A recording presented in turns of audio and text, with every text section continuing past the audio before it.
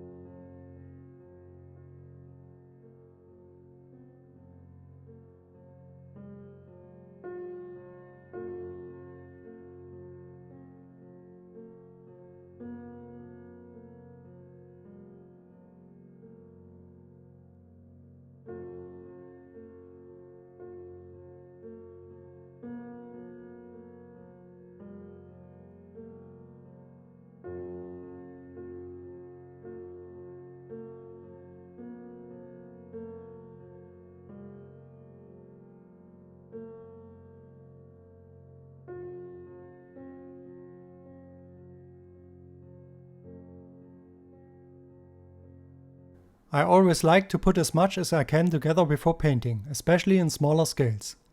To keep things organized, I grouped the parts into sub-assemblies like chassis elements, cabin, launcher unit and wheels, but the number of parts is not very high and should not overwhelm anyone.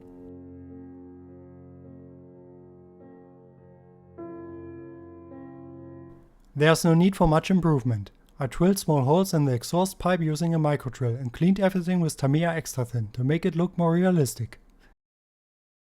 Overall, the assembly process is very relaxing, it doesn't get boring and is a lot of fun.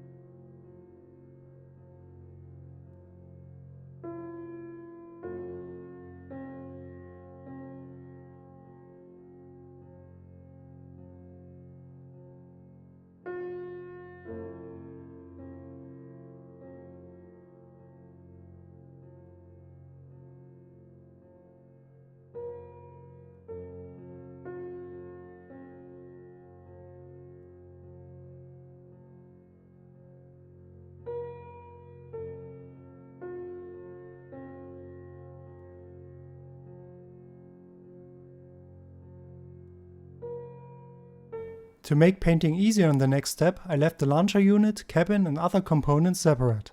Otherwise it would be difficult to get the paint in each corner.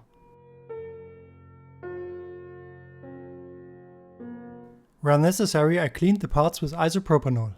Now everything is ready for the first stage of the painting process. The main color will be NATO green, but I started with field green, a lighter tone, to add another color to the launcher tubes, rims and the interior of the cabin. Since I use AK real colors and no filling or much sanding was necessary, I can do the painting without primer.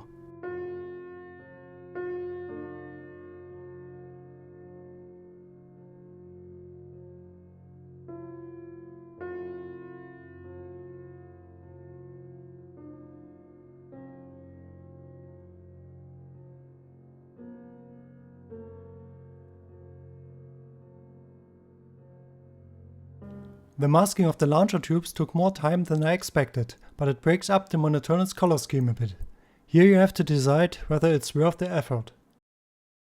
I used NATO black for the steering wheel and to appreciate other parts like panel lines, recesses and around bolts and hatches.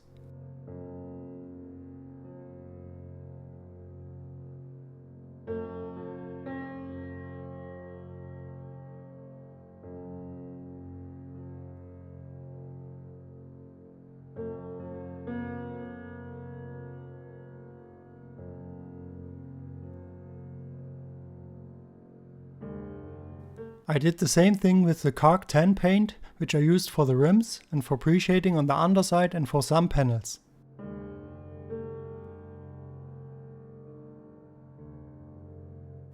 Now I could move on to the cabin build.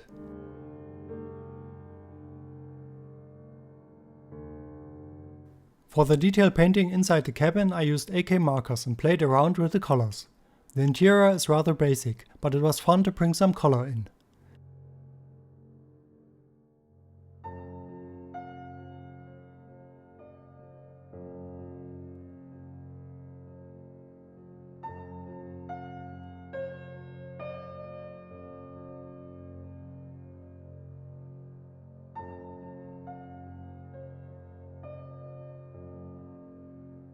This step was followed by a subtle weathering with various enamel filters.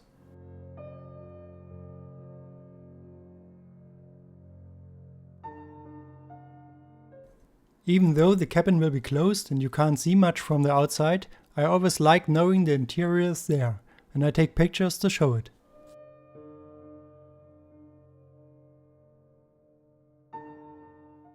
Now I glued the clear parts in place and secured it with masking tape for further painting.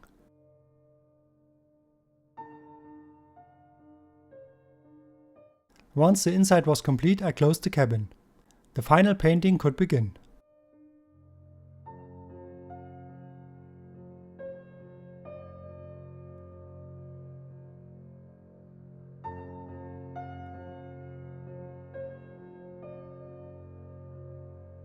Now it was time to spray the main color, NATO green.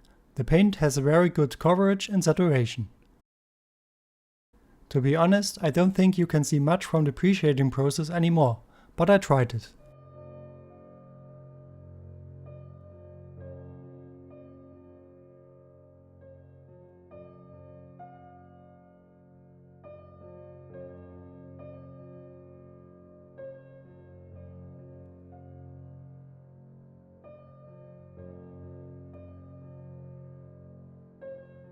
To make the model more interesting, I wanted to add another color.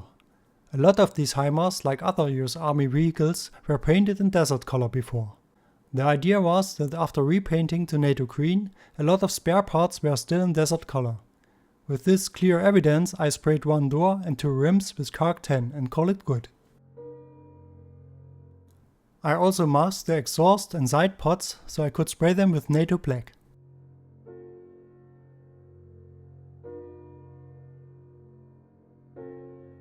After everything was dry, I removed the masking tape and was pleased with the beautiful contrast between the colors.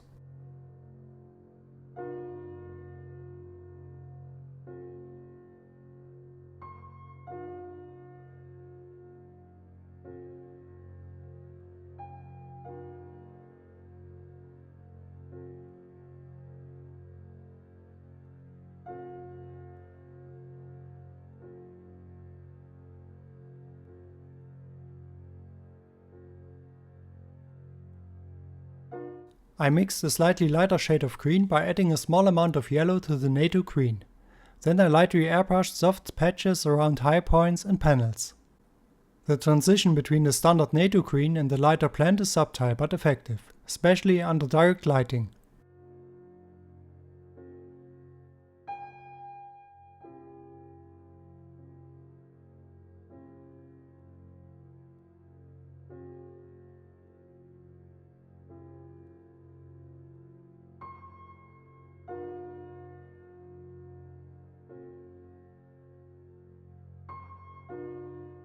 The rubber tires aren't easy to paint because the paint doesn't stick well. I used AK markers and touched the tires as little as possible. There's not much to say about the decals. They are very small, work well, and most of them are attached to the launcher unit. Only a few of them are visible when installed, but the launcher tubes could also be positioned next to the vehicle, and there you could see all these decals which bring more detail to the model. I used some setting solution and sealed everything with clear varnish to protect the decals before weathering. With the decals in place, I switched to the weathering process. I consulted multiple reference photos of operational HIMARS trucks in operations and during exercises. But at this stage I didn't know how I would design the diorama base and therefore held back on weathering. I also wanted to show the vehicle in good condition, so I avoided any damage or excessive scratches. Weathering products are excellent for highlighting small parts which are difficult to paint by brush. Therefore I focused on the ventilation grills, bolts, rims and the chassis.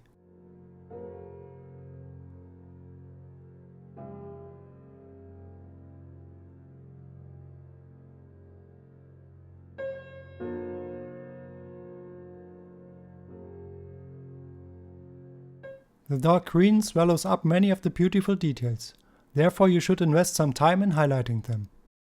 I'm often very happy with the weathering, and then the clear coat comes along and takes away some of the intended effect.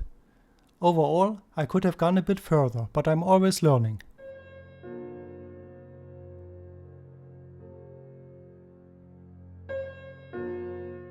I was amazed at how many small lamps the HIMARS has. I painted them with a steady hand, a fine brush and acrylic paints.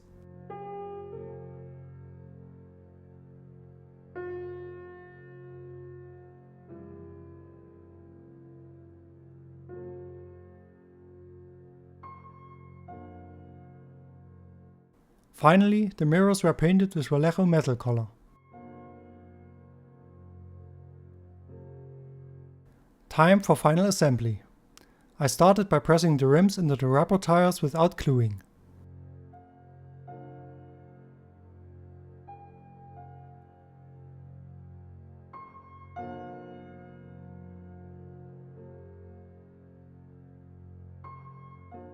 I glued the cabin parts onto the chassis, making sure everything snapped into place. The fit is very good, but the tolerances are very small, therefore you have to be careful not to break anything.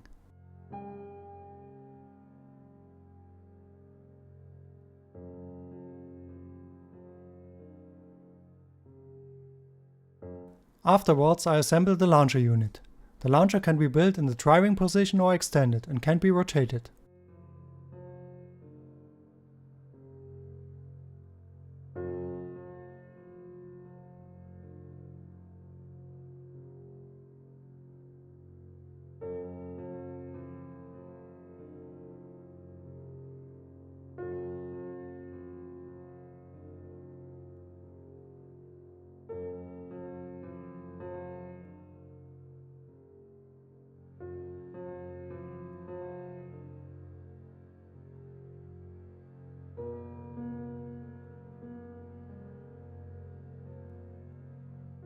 Here the wheels are attached, and before we complete the model some antennas are needed.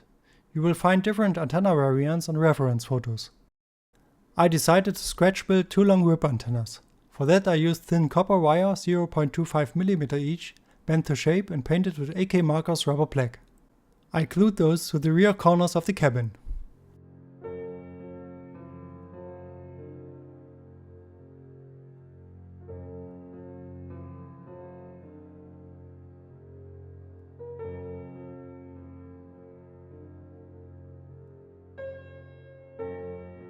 With the missing launcher attached in firing position, the HIMARS model is now fully assembled and waits for a proper base. For the diorama base I wanted something simple yet effective enough to showcase the HIMARS without overshadowing it. I also wanted to try out some new products and techniques, so let's get started.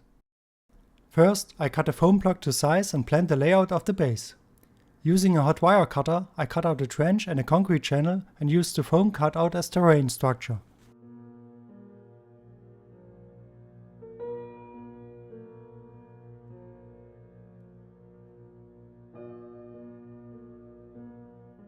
The diorama is intended to show a rural setting in Eastern Europe. The 3D printed wall elements fit the theme very well. All foam parts are sealed with diluted white glue before we go on.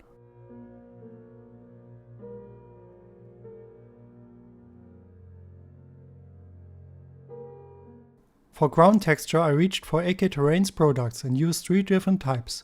They are easy to use and help to create different textures.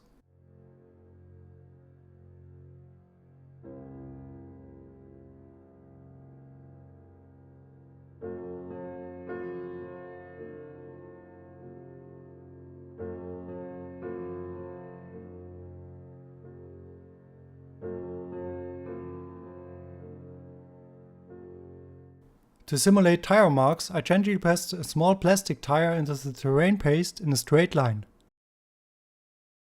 A few small stones simulate a few very large stones or rocks. Always keep in mind the scale you are working on to remain realistic.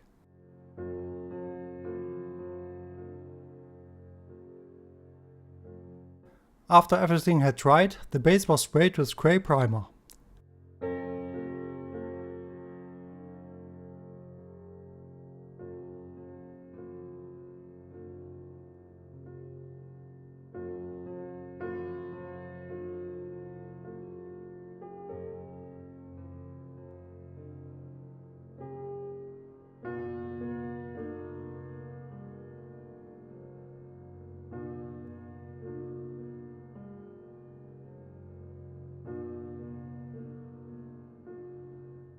I painted the terrain with a brush and acrylic paints and built up the colors layer by layer. Lighter and darker shades of each color are mixed for highlights and shadows.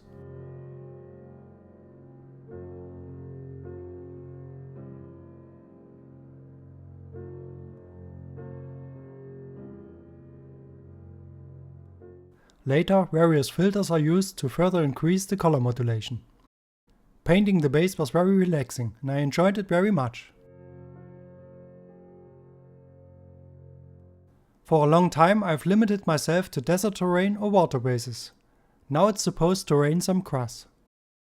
I used a very cheap static grass applicator and had a lot of fun with it. I still need some practice, but I was satisfied with my first attempt.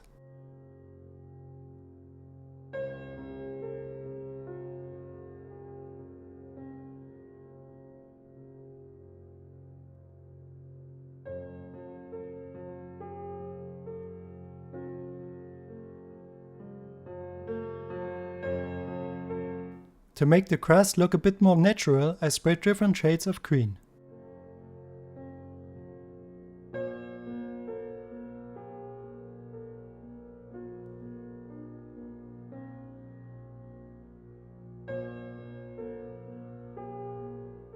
I painted the base outline with black acrylic paint and sealed everything with clear varnish.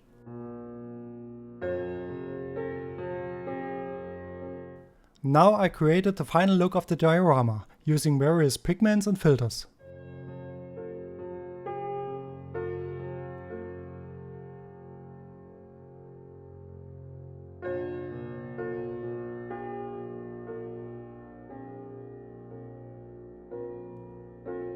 It's important not only to work on the base, but also to adapt the HIMARS model to the terrain.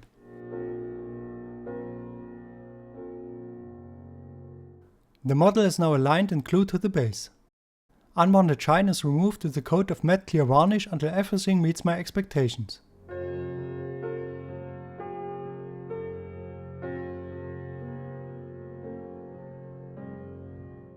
The masks are removed and a few puddles are added. The job is done.